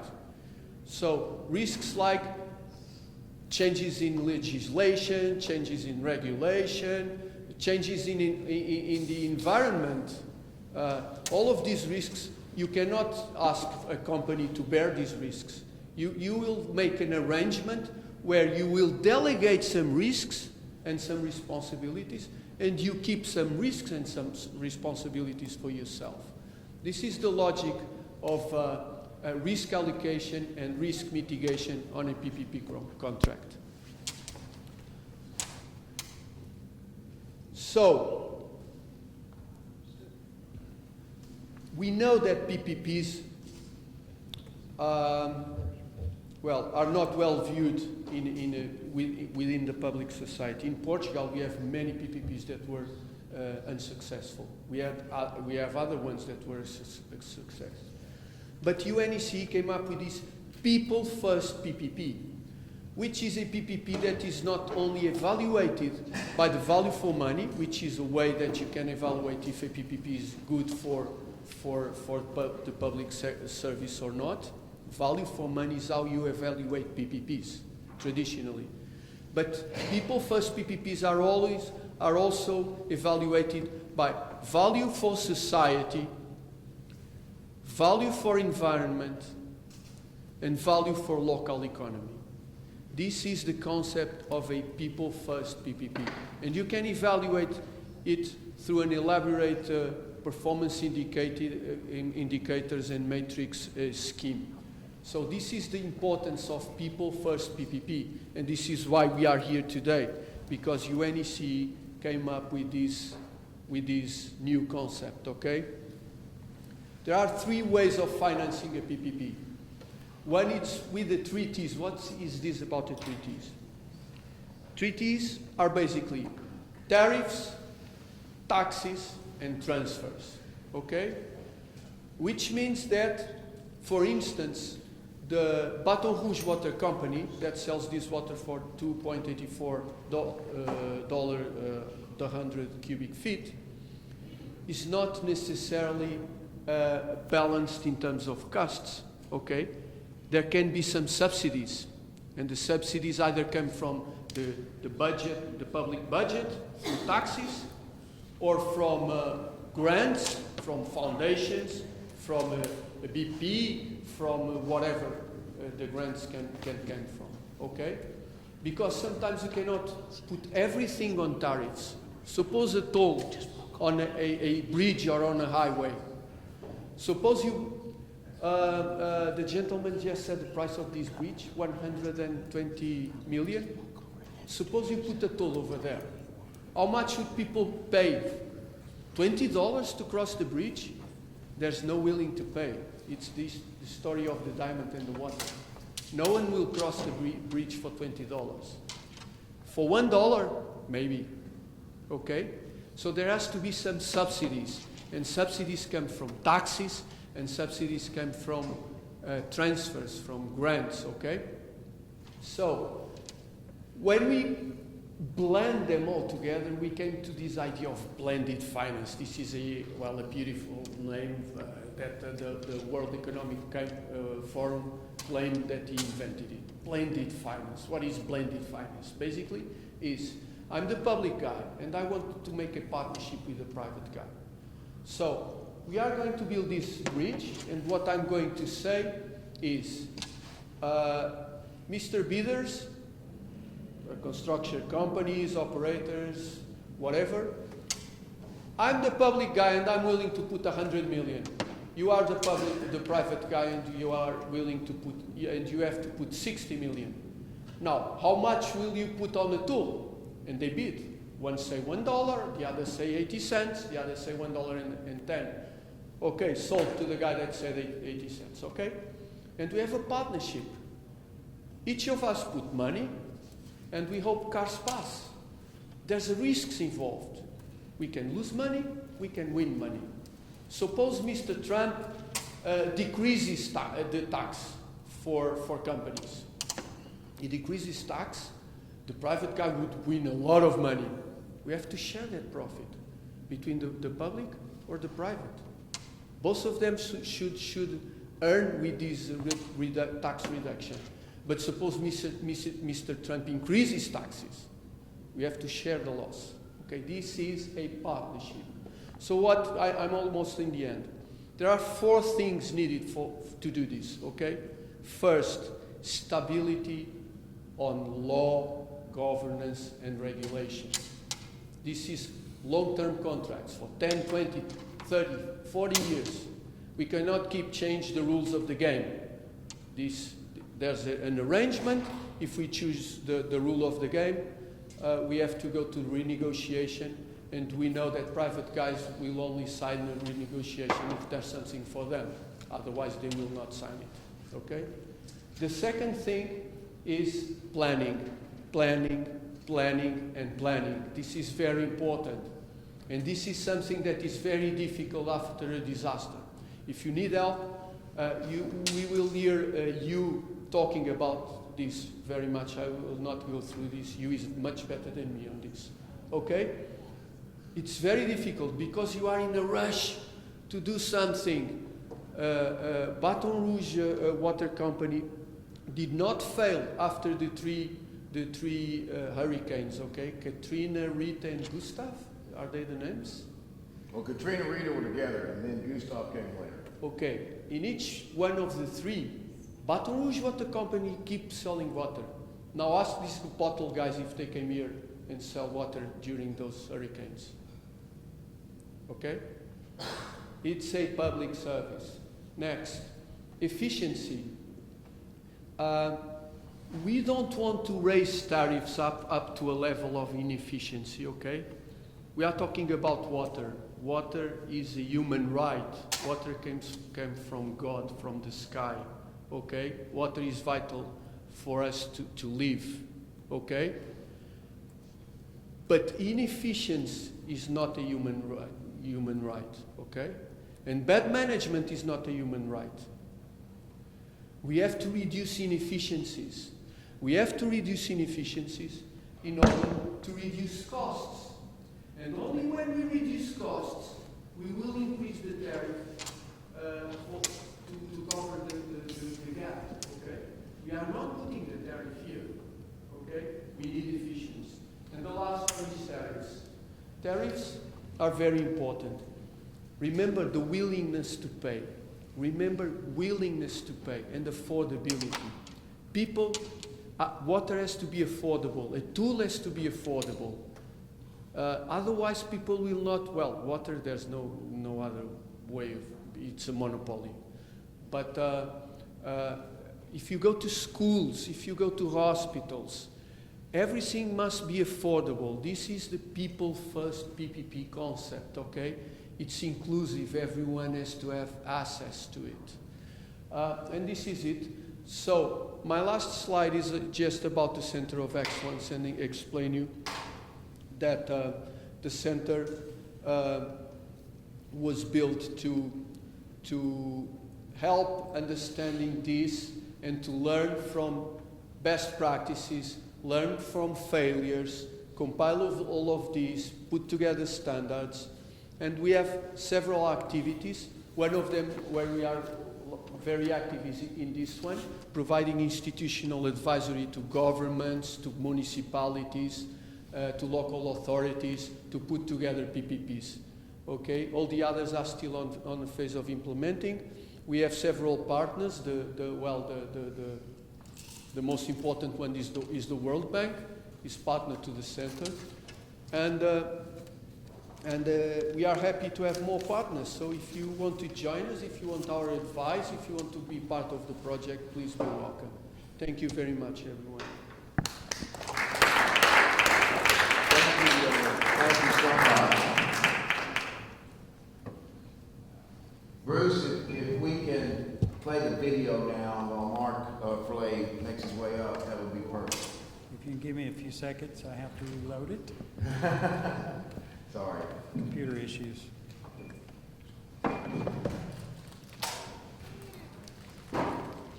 Again, stick around, folks. I know it's going to be, as soon as Mark's finished, we'll have a break.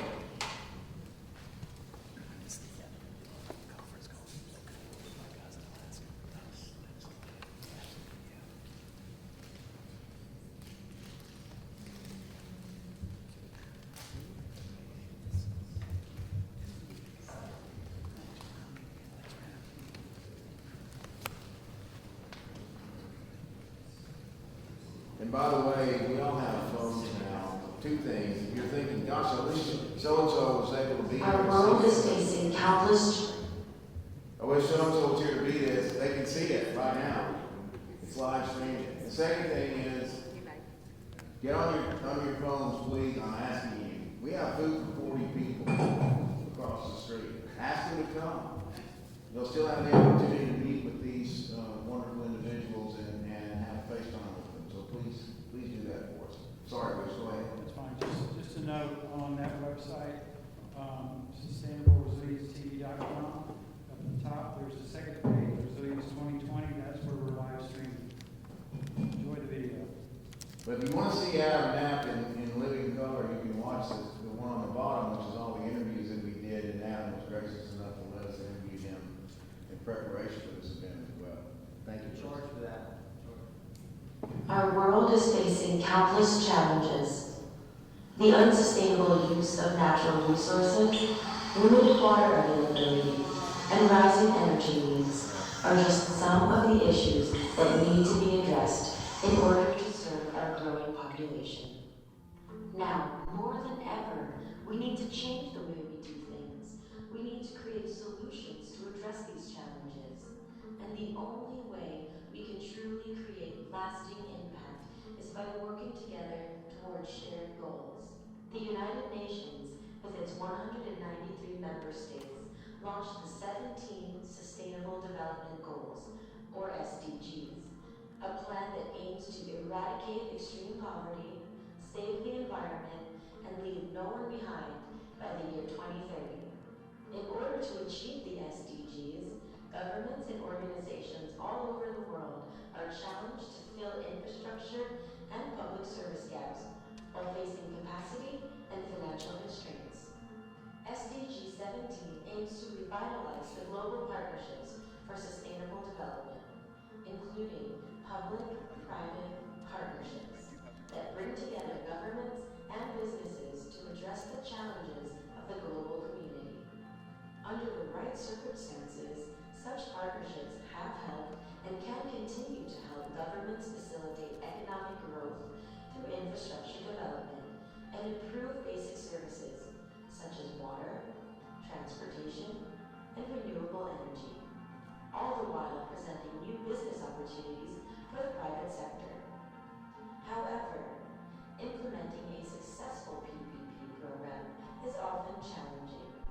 and there remains a lack of precise information on what PPPs are and how they can be used to achieve sustainable development.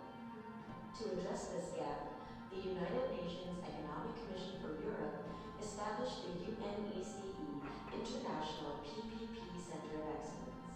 The center brings together governments and the private sector to collect best practices and elaborate and develop standards that support innovation and capacity building.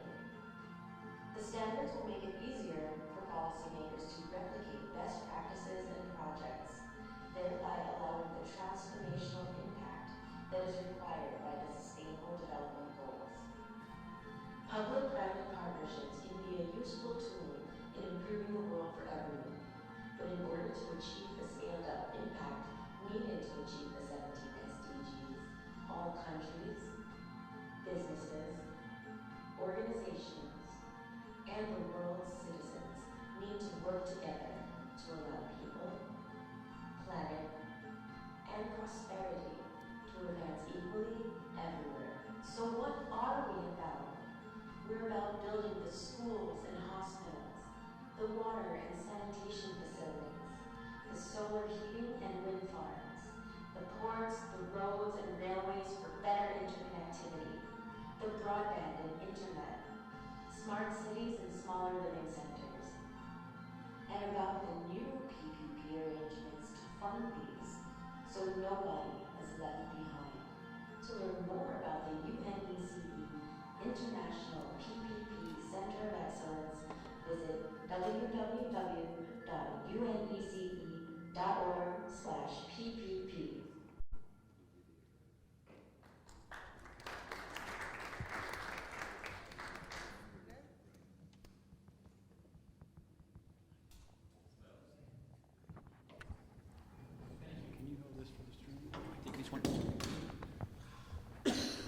Well, I'm very pleased to have a chance to exchange with you on the experience that we have developed over the years and trying to do our best to develop projects in such a way that the project have the chance to mature and to be efficient and resilient.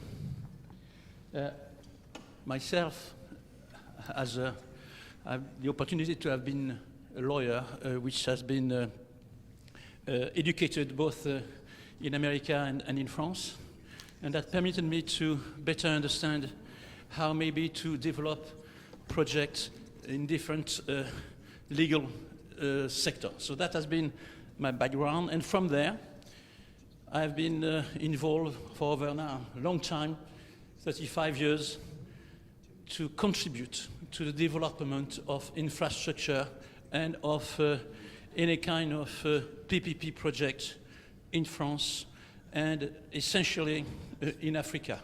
Also, I've been much involved in mining projects, and there are many relationships between mining projects and PPP projects. Very simple, since both mining projects and PPP projects have to recover the investment after a very long time cycle. And you don't do the project unless at the start you have a reasonable comfort that this project will permit to recover the investment. So I'm not speaking of PPP as a magic tool, not at all. PPP is just one of the possible tools to develop good, sound infrastructure useful to the people. And PPP is only justified if at the origin you have all chances to have a project which has a good equilibrium in several different interests. Interest from each party, but also interest from the lenders, and more than that, interest from the people. So that's why you have been involved so much in People First PPP. We know that PPP has no chance to be resilient, and therefore will be highly criticized if after 5 years, if after 10 years, there is a need to renegotiation. As simple as that. And then, if you have 1, 2, 3, 4 PPP in a particular country, being project in distress, needing renegotiation, we know in advance that in that country, for several years, we will not hear anymore of PPP. That has been the situation For instance, with the Channel Tunnel, which is one of the best examples of originally thought good PPP, but eventually leading to such a negotiation that it stopped the interest of PPP in the UK and in France for 5 years. So we need to understand that the core of PPP is to be a particular project where there is a full equilibrium for all the project life between all the interests. And then, when you start to put that on the table, most people say, no chance to succeed. No chance. Why? Because PPP is essentially something which is for the benefit of the people, and the people have changing capacity, have changing need, and PPP are still for public service. So how come we can arrive to a situation where, through PPP, the people will always be satisfied to have a public service adapted to their need and to their contributing capacity? If we are not able to build a system which permits this, then we know in advance that PPP will create problems. That's why currently you hear more PPP as problem, problem, problem than planet and prosperity, like is mentioned here. But it doesn't mean that we should set aside PPP. On the reverse, the more we analyze the benefit of PPP, the condition of success of PPP, the more we analyze that, the more we find out that PPP are absolutely essential anywhere in the world for the well-being of the people and economic development. This country could have not developed as it has developed without, for nearly 80 years, PPP all the time. For the railways, for the power, for the canal, etc., for the ports, all that was done in PPP. The problem is that it has been forgotten for very good reason. It has been forgotten for very good reason because at some point of time there have been changes in the economic conditions which didn't permit in some legislation to continue PPP as it was been possible to do in some other legislation. So then when you think about PPP, you are absolutely convinced that it is a tool which will boost economic development by a very important factor in most countries. We are working a lot in Africa. In Africa, we know that if we succeed with good PPP, i.e. people first PPP, which means PPP which is resilient for all the lifetime of the project, where people will be happy to pay for the water, where people will be happy to pay for the power, where you arrive to put an institutional setup, where there is a regular flow of money. If the private sector provide a good service, then we know in advance that in most countries, and there have been statistics on that, you increase the GDP by several percentage points in each country. And when you think ahead, it means a lot of things in terms of potential development. An example, now PPP needs to be developed in a way where it is well planned and where there is long-term economic equilibrium between the income stream on the one hand and between the cost of investment, the cost of operation, and of course with an element of profit which is reasonable. But PPP cannot in most cases be acceptable by the people if there is a speculative profit. If you permit a private company within PPP to make a speculative profit at the cost of the people who are paying too much a tariff. So that's also something that we have learned. Now, just to give you some example and history, but history is so important in this matter that I like to just put a few things about it. France, just to speak of France that I know better, France would not develop in the same manner very long time ago, at the time of the king, without PPP. And especially Paris would not have developed at the time of the king, 300 years ago, without PPP. What has been the PPP which permitted to have Paris develop in such a way? It has been a special canal. A canal between the Seine River and the Loire River, the Canal de Rière. That canal was absolutely essential to bring the lumber, to bring many things to Paris, to build Paris. And at the time, The king didn't have the money, but the king had something above the money at the time. I'm not a royalist. He has a vision. He had a vision that by asking to the private sector to build a canal at its own cost, to recover the investment from the people using the canal, then one, it might be possible to find a good equilibrium between cost and income, first thing, and two, much more, that would permit to develop Paris by bringing to Paris all the numbers, anything that was necessary to develop Paris. So then, when you think on PPP, the key then is not simply the four square of the contract in terms of interest to develop a project. What is most important are the externalities. What are the consequences of a particular project on a region of the country? And then you have to raise the question, I have no money to do this particular project from public budget. But if this project could be developed, what could be the consequences on the economic development? And that is currently the most modern line of thinking in PPP. I can give you many examples of this situation which permit to develop a project that the public authority cannot afford, because behind that there is those externality, positive externality, which as consequences economic development, well-being of the people, and more to the point, in addition to that, additional taxes for the budget. So then, currently, the last level of thinking of PPP is to see when there is not sufficient public money available, if there is a project which by itself has a chance to be more or less in equilibrium between the cost and income, then consider PPP, even if the project is not bankable, by focusing on a future tax income additional coming from PPP.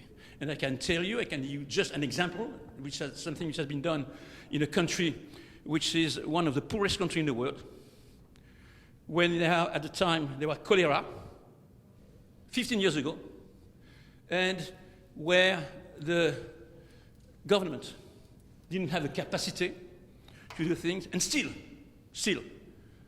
a PPP project has been possible, not a PPP tapping the tax budget of the country, but a PPP where eventually it was the fees coming from the user of a port, which has been designed and developed, which permitted to progressively recover, but not sufficiently. And in order to justify a subsidy from the World Bank from this project, what has been demonstrated was that if in the southeast of Madagascar you are not developing a port of a certain category which would permit to bring a lot of equipment, material, etc., at 1/3 of the cost, the country has no chance to develop and continue as it was. When you were looking at the financial scenario, at the equation of the project, it was clear that you couldn't find a private investor accepting to come because there was not sufficient chances to have a regular income stream all a long time at a level sufficient to meet all the costs, amortization, profit, etc. So then what happened? Then many studies were carried out in order to find out if this project was developed, what would be the benefit, one, for the people, of course, and two, for the local tax budget. And they found out that the local tax budget, thanks to this project, in addition to the well-being of the people, will increase the tax budget by an element which was 10 times as big as the amount that the country would have to pay to the World Bank to repay the loan. So then, that is the benefit of PPP, and this project, Port of Ewala, has been a concession PPP. The government has not have to pay anything for this project. This project is there. This port, you can see on internet, is a port which currently is in very good operation. It doesn't mean that everything is perfect, but at least the port is there and the economic development is taking place. So then, that is just an example. And for us, what we are trying to do in a Center of Excellence Policies Law Institution is to tap into the best of this kind of project to find out what lesson we can learn collectively in order progressively to arrive to a development of best practices, development of standards, development of law and regulations. And it's absolutely essential to do this work.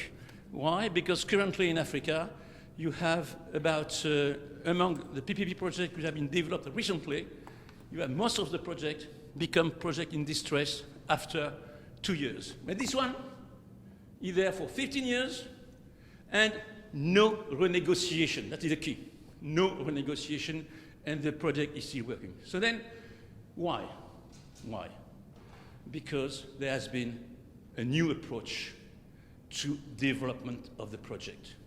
The new approach has been not to say, hey, I come with a standard contract, I come with my procurement rule, etc., etc. The approach has been, guys, we know that there is a problem to develop that region, which is absolutely essential. We know that there is a problem. If I come with the conditions that the lender want to put for this project, we know in advance that their conditions are so strict that the project can be developed. So what do we do? And progressively, then the experts were around the table. Then each party came, we say, okay, yes, I am a minister. I understand that if I stick with my rule, if I stick with my problem, and I recognize that I have a problem of, for instance, of corruption, of bad governance, then I understand it will not work. So me, I'm minister, what I'm doing for this country? I'm doing something good or bad by sticking to that. So then progressively, there has been exchanges. It's just an example among many, because that has taken place many, many times.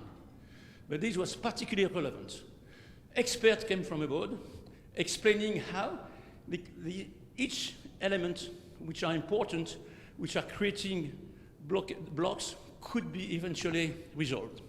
And to start with, first thing was resilience. Asking the local people how they will react if the project was done, and what would be the condition that they would accept in order to have the project developed. Then, that has been one of the first issues. Then afterwards, there were all the other issues which were put on the table. Next issue, of course, was the institutional setup. How can we guarantee an institutional setup where the decision which will be made locally and at the national level will always be decisions which have adapted to the situation and which will permit to continue to have a sustainable project all the way round. Again, it was obvious that there was a need to reinforce first the institutional setup, to help in such a way that this institutional setup be efficient. You do not that, especially in those countries, in 1 or 2 days. It took 3 years to put together a good institutional setup. Each layer becoming empowered and appropriation of how to do it. That has been the first step. And then, from there, it has been possible to organize all the other steps. The other steps were how to develop a good planning, how to guarantee to have the best contract, how to procure the contract, and within the contract, what to put in order to have a chance to have a resilient contract. Each of those issues, and there are about 30 issues, each of those issues are issues which need to be addressed nearly anywhere in the world. They have to be addressed in France, they have to be addressed in Africa, of course, they have to be addressed in China. We are working with China nowadays. If you don't address sufficiently well each of those issues, which are the condition of a good project development, you do not succeed. And then it took, in that particular situation, altogether 5 years by addressing all those issues. And I just give you a flavor of 2 or 3 issues which are absolutely essential. The first one is that PPP is no more than a contract. But it's a very special kind of contract. The two parties of the contract are not the real party. The two parties are working for the people, for rendering a public service adapted to the people all the time. Power, water, railway, port, any kind. So then you have to look at the contract in a different manner than traditional contract. Two, if it is a contract which is designed for the benefit of the public, a vast number of people, it means that this contract should entail special rights for the public that you don't have in normal contract. If you don't have special right to terminate the contract, for instance, if it is no more in the interest of the public, you cannot really succeed in the long term. Fine, but if you do that, as a matter of principle, the private sector will not come, of course. So then you need another set of special rights which belong to the private sector, of particular compensation, indemnification, or other kind of rights. There's so many kind of rights possible which permit to arrive to a satisfactory solution for the stakeholders. Now, how to negotiate this?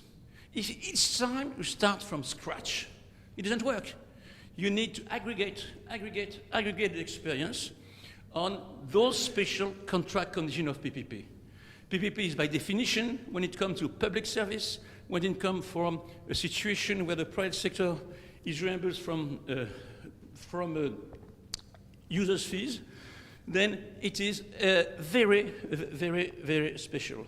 So at the end of the day, you find out that for the same issue, you often have the same solution, whether you are in France, whether you are here, whether you are in other countries. And that solution is a solution which comes from just good sense. For instance, a tariff clause. How do you develop a tariff clause? And the more you think about it, you find out that a tariff clause in a PPP contract for concession contract of public service is very similar for most projects, irrespective of sector and countries. To give you an example, I was just mentioning Madagascar.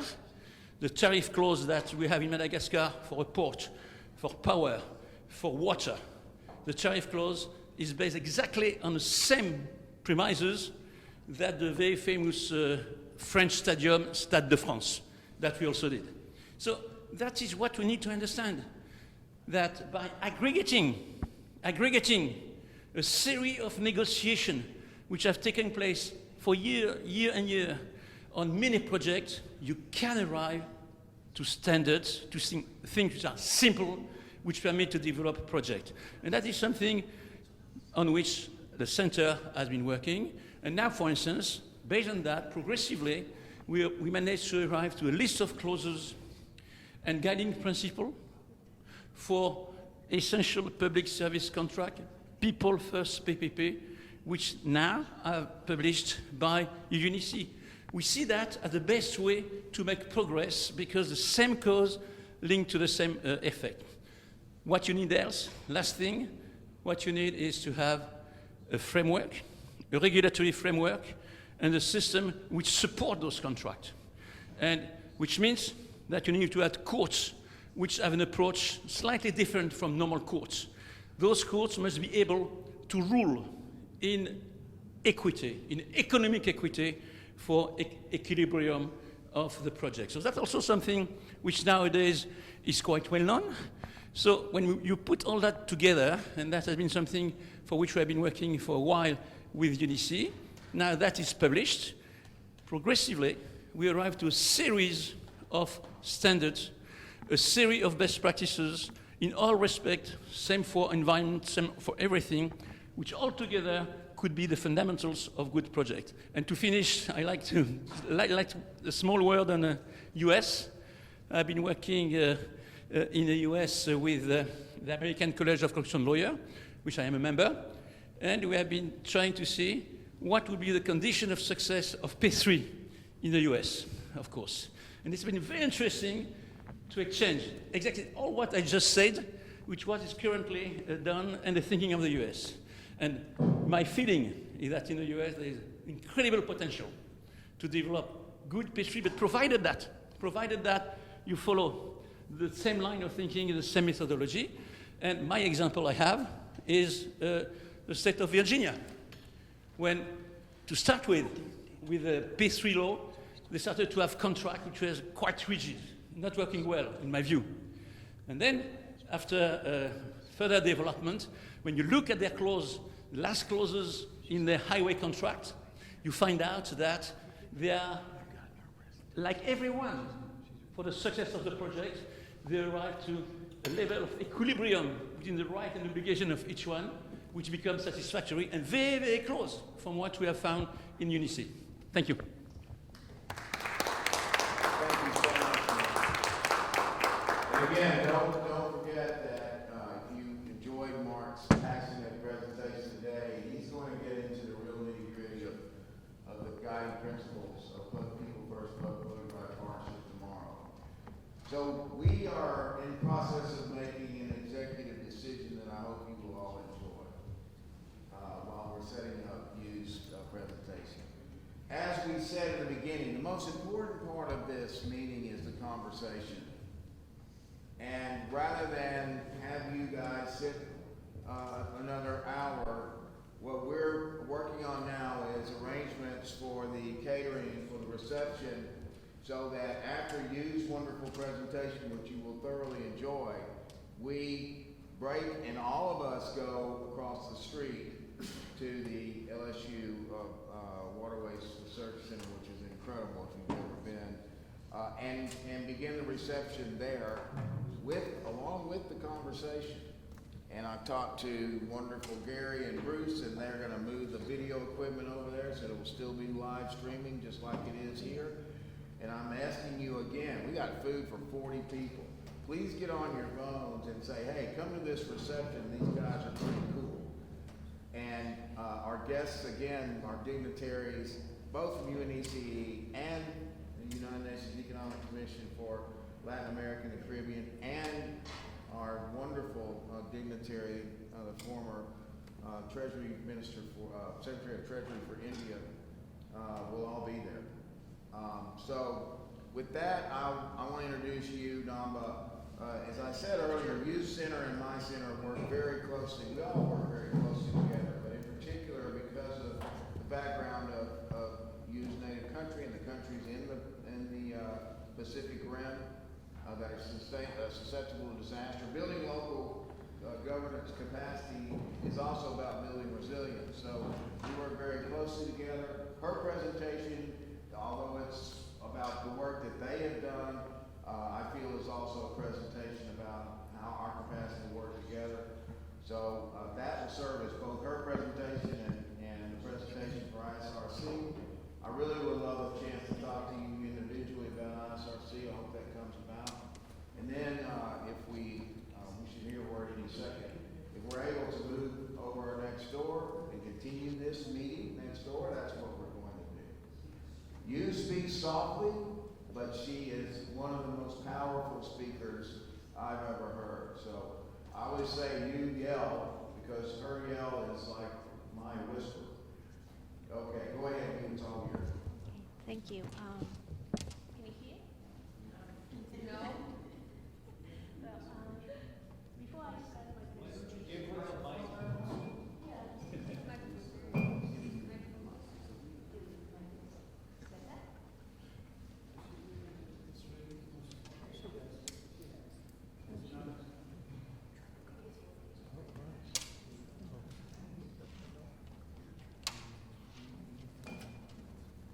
That's 1 2, that's 1 2.